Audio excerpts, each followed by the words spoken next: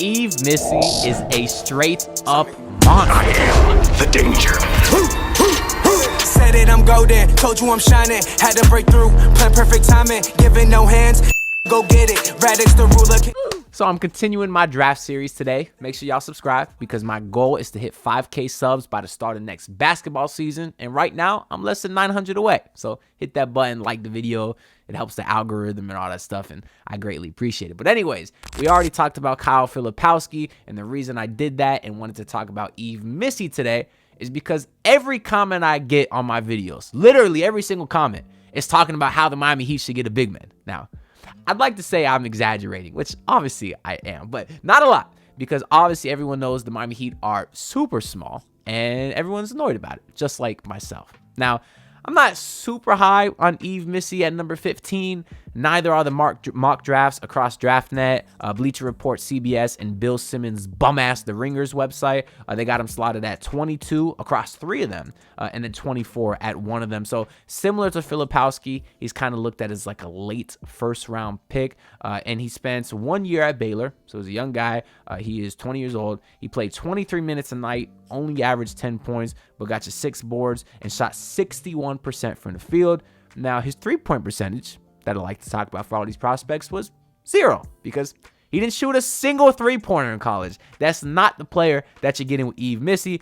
And I don't think the potential is there either because he was 62% from the free throw line on 4 attempts. So not a good free throw shooter either, but that's not what you're looking for there because some player comps for my boy is guys like Jalen Duran, Mark Williams, Kevon Looney, Clint Capella. So he is literally that mold to a T, which is what I kind of determined from my research. So while I personally wouldn't take him at 15, that seems like a bit of a reach. If the Heat wanted to trade down, and get into the 20s and they're able to take Yves Missi, I do think he's a guy that could play for them right away because he fills a definite role, unlike kind of how I felt with Kyle Filipowski. So I suppose if I had to pick, I am a bit higher on Yves Missi just because he is more of a bigger physical center that can rebound, play defense, which is what the Heat need. They don't really need more offense from the big man position. They need someone that could guard the other team's centers and rebound, in my opinion.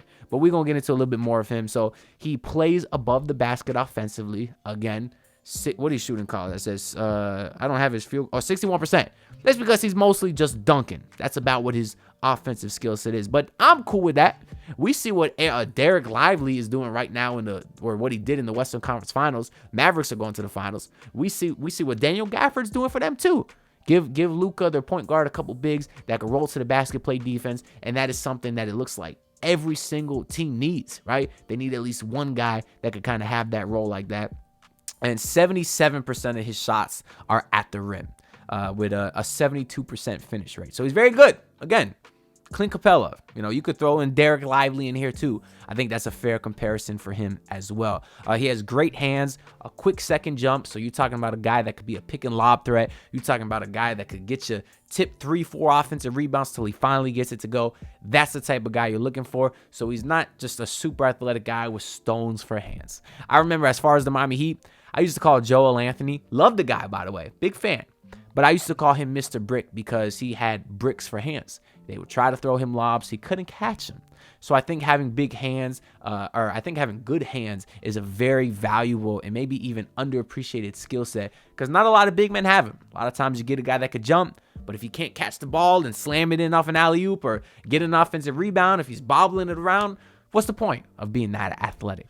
But that's not the case with Yves Missi. So he's an absolute pick and lob monster. So let's say the Heat are able to keep Terry Rozier, they're able to keep Tyler Hero. Those are some guys that have shown they can throw that type of pass, particularly Terry Rozier. I know before he came to the Heat with Charlotte, he was like 6th in pick and lob threats. He was playing with Mark Williams over there. That was a comparison that we got here for Yves Missi. So I think the Heat have some guys that could operate in that area. We don't see a ton of that with Bam. We obviously see a little bit, but Bam has obviously become more perimeter oriented, whether it's the mid-range or even the three-point line now. So he's used in those areas. So to have a big man that is all he wants to do is get to the rim and slam down a lob, that is something that I think this Heat offense could use. Maybe they swing a trade for Trae Young where they're able to keep this pick. We know Trae Young is elite at the pick and lob. He has Clint Capella, right? So I think that would kind of be a fun matchup here too. I saw he has an almost 20% offensive rebound rate. So that means that, I mean, you're essentially getting 20% more shots if you think about it, if you have Yves Missi. So if you're missing your shots, there's a good chance he'd get the rebound. That's a terrible pun, and I guarantee you I'm not the first person to say that. But yo, a 20% offensive rebound rate is crazy. That means 20% of the time your team misses, he's getting the rebound. Just to clarify, in case you didn't think that made sense. So dominant rebounder. That's kind of the point that I'm trying to make here. Now, all that being said, he's a guy with a pretty low ceiling. I mean, he has bad handle. He's a non-shooter, terrible free throw shooter, as we said. On the entire season, get this, he only has 3 assists on the entire season.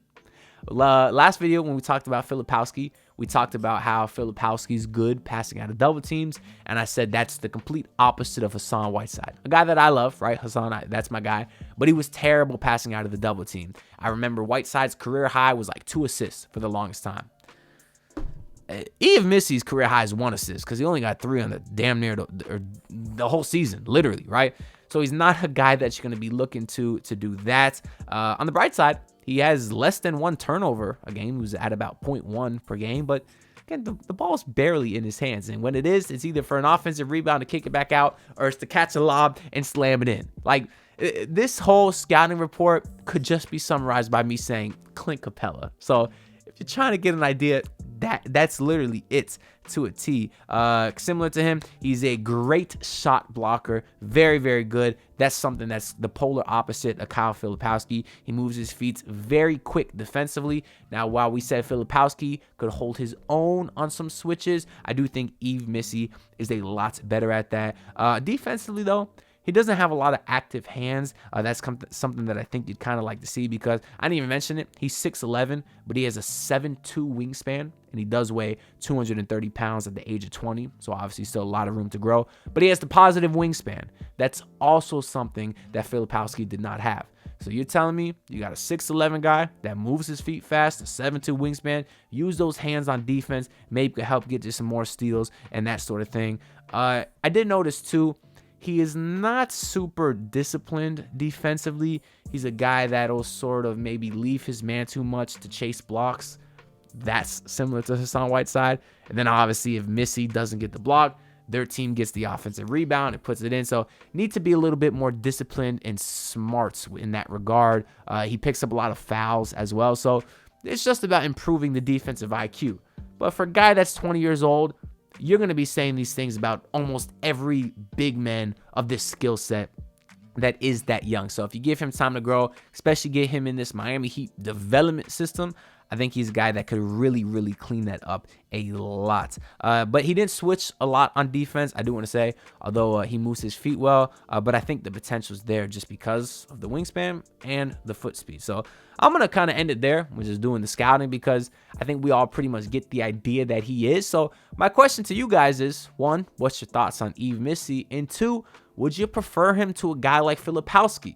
Because although I wouldn't take either one at 15, if the Heat were to trade back or something like that, I personally would prefer Yves Missi over Kyle Filipowski just because I think he fits more of what they need. They need a guy that could guard Nikola Jokic or Joel Embiid if Bam has to switch and guard all the guards like he does so phenomenally. And Filipowski is just too similar a role to Nikola Jokic. I feel like there's too much overlap there. But that's all I got to say for this video. Once again, make sure to subscribe because I'm grinding to hit 5K before the start of next basketball season. And you can like the video, comment, all that stuff helps the algorithm. And that being said, I'll see y'all next time. So peace out. Look, pull up in your city tryna get that dead face. Do it on my own, I don't need no dead weight. Had to kill him off, yeah, I need a head space. You know this homegrown bitch don't offend me.